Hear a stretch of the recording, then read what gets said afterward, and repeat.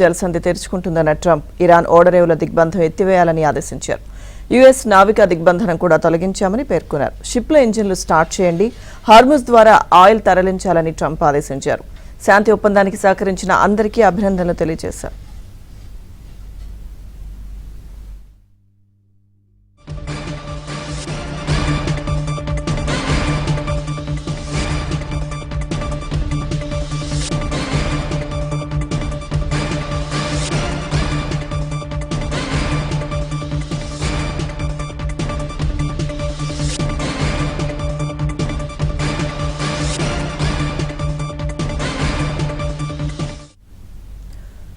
America Iran మధ్య శాంతి ఒప్పందం కుదిరింది. ఇరాన్తో శాంతి ఒప్పందం కుదిరినట్లు అమెరికా అధ్యక్షుడు ట్రంప్ తన ట్రూత్ సోషల్ మీడియాలో ప్రకటించారు. సుంకం లేకుండా హార్ముజ్ జలసంధి తెరుచుకుంటుందన్న ట్రంప్ ఇరాన్ ఓడరేవుల దిగ్బంధం ఎత్తివేయాలని ఆదేశించారు. యుఎస్ నావికా దిగ్బంధనం కూడా తొలగించామని పేర్కొన్నారు. షిప్ల ఇంజిన్లు స్టార్ట్ చేయండి, హార్ముజ్ ద్వారా ఆయిల్ తరలించాలని ట్రంప్ ఆదేశించారు. శాంతి ఒప్పందానికి సహకరించిన అందరికీ అభినందనలు తెలిపారు.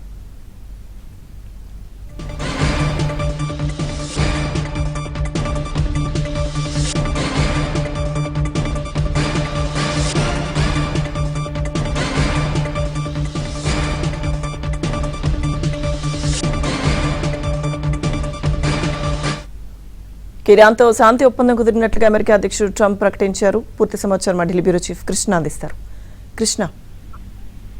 లక్ష్మీదుర్గ అమెరికా ఇరాన్ దేశాల మధ్య సుమారు 3 నెలలకు పైగా సాగిన యుద్ధ వాతావరణానికి తెరదించుతూ ఒక చారిత్రాత్మక శాంతి ఒప్పందం కుదిరింది.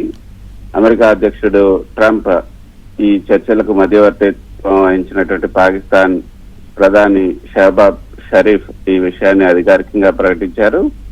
అయితే ట్రంప్ తన social media platform truth social ద్వారా ఈ ఒప్పందాన్ని ధృవీకరిస్తూ కొన్ని కీలకమైనటువంటి వ్యాఖ్యలు కూడా చేశారు. ఇస్లామిక్ రిపబ్లిక్ ఆఫ్ ఇరాన్ తో ఒప్పందం ఇప్పుడు పూర్తయింది, అందరికీ అభినందనలు అని అందులో ప్రకటించారు ట్రంప్. అంతేకాకుండా వ్యూహాత్మకంగా ఎంతో కీలకమైనటువంటి ఈ హార్ముజ్ జలసంధి ఎటువంటి సుంకాలు లేకుండా ఉచితంగా తెరవడానికి పూర్తి అనుమతులు ఇచ్చినట్లు కూడా ఆయన తెలిపారు. ఇరాన్ ఓడ రేవులపై విధించినటువంటి అమెరికా నావికాదళ దిగ్బంధనాన్ని తక్షణమే తొలగించాలని ఆదేశించినట్లు చెప్పారు. ప్రపంచ దేశాల ఓడలారా మీ ఇంజన్లు స్టార్ట్ చేయండి, ఆయిల్ ని తరలించండి, లెట్ ద ఆయిల్ ఫ్లో అంటూ ప్రపంచ దేశాలకు ట్రంప్ పిలుపునిచ్చారు.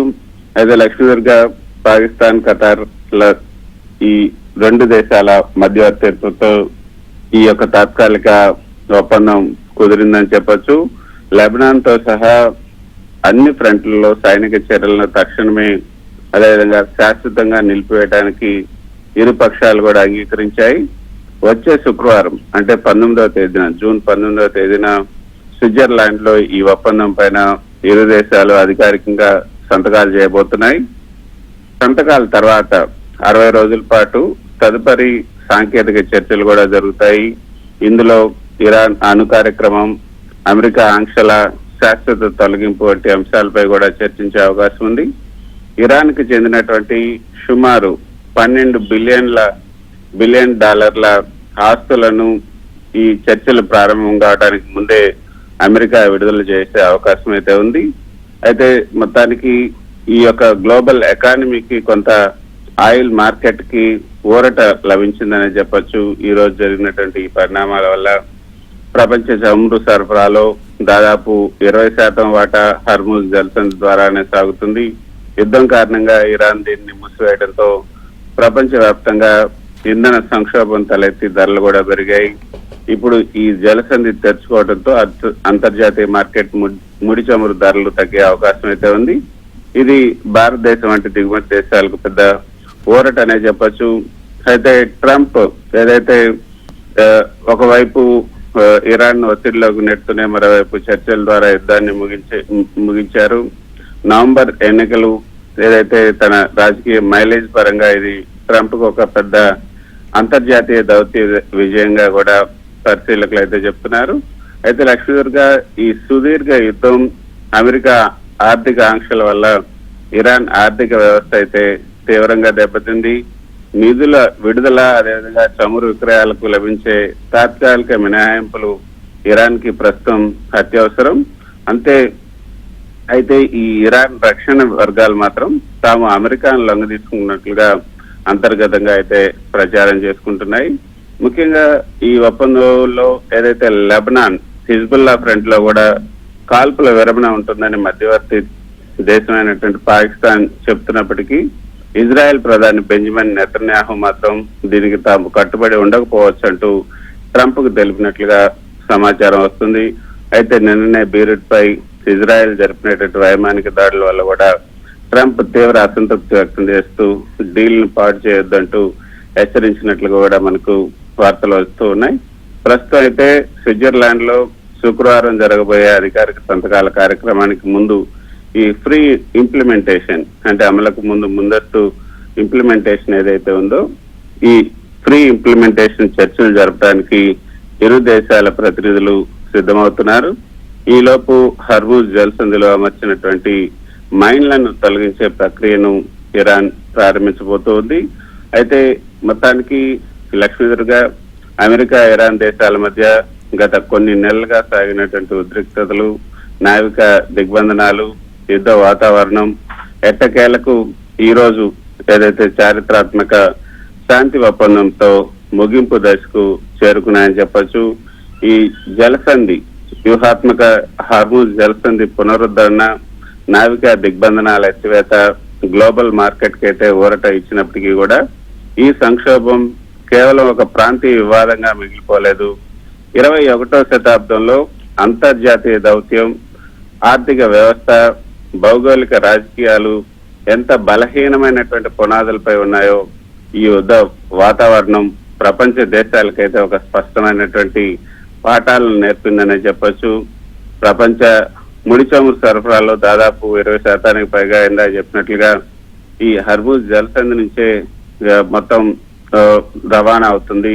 ఒక చిన్న దేశం ఒక వివాదం కారణంగా మూతబడితే, ఈ జలసంధి మూతబడితే ప్రపంచ ఆర్థిక వ్యవస్థ ఎంతలా అతలాకుతలం అవుతుందో కూడా ఈ సంక్షోభం నిరూపించింది. కేవలం ఒకే రవాణా మార్గం లేదా ఒకే ప్రాంతం పైన ఇంధన అవసరాల కోసం ఆధారపడటం ఎంత ప్రమాదకరమో కూడా ఈ యుద్ధం ప్రపంచ దేశాలకు స్పష్టం చేసింది. ఇంధన భద్రత కోసం ప్రత్యామ్నాయ వాణిజ్య మార్గాలు, అంతర్గత నిల్వలను బలోపేతం చేసుకోవటం ఎంతైనా అవసరమని ప్రపంచ దేశాలు, ముఖ్యంగా భారతదేశం వంటి అంశాలు గ్రహించాయి. అందుకే మనం చూసాం భారత ప్రధాని మోదీ ఈ యొక్క ఇంధన పొదుపు మంత్రాన్ని కూడా ఆయన అందరికీ పాటించాలని విజ్ఞప్తి చేశారు.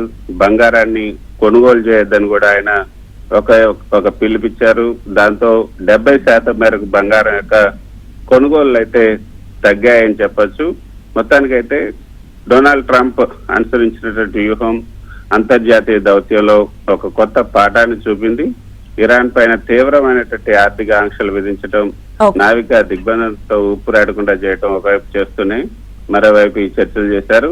మొత్తానికైతే లక్ష్మీధర్గా ఈ ఆధునిక ప్రపంచంలో కేవలం సైనిక శక్తితోనే యుద్ధాలు గెలవలేరు, అలాగని కేవలం శాంతి మంత్రంతోనూ శత్రువులను లొంగ తీసుకోలేరు. లేవరేజ్ ఏదైతే ఈ లీవరేజ్ ఉన్నప్పుడే ఈ దౌత్య చర్చలు విజయవంతం అవుతాయని ఈ సంక్షోభం నిరూపించిందని చెప్పుకోవచ్చు. మొత్తానికి హర్మూజ్ జలసంధి గుండా ఈ షిప్ల ఇంజన్లు స్టార్ట్ చేయండి అంటూ ట్రంప్ ఇచ్చినటువంటి పిలుపు ప్రపంచ వాణిజ్యానికి ఒక కొత్త ఊపిరి పోసింది. అయితే ఈ 3 నెలల ఉద్రిక్తత ఇచ్చినటువంటి హెచ్చరికను అంతర్జాతీయ సమాజం మర్చిపోకూడదు. యుద్ధాలు కేవలం సరిహద్దులకే పరిమితం కావు.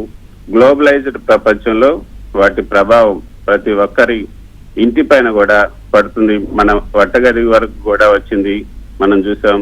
సో ఈ పాఠాన్ని ఈ సంక్షోభం ముక్త కంఠంతో చాటి చెప్తుంది. ఇకనైనా ఈ ప్రపంచ దేశాలు ఇంధన భద్రత, ఈ బహుముఖ వాణిజ్య మార్గాల ఏర్పాటు పైన దృష్టి పెట్టడమే ఈ యుద్ధం మనకు నేర్పినటువంటి పరమార్థం. లక్ష్మీ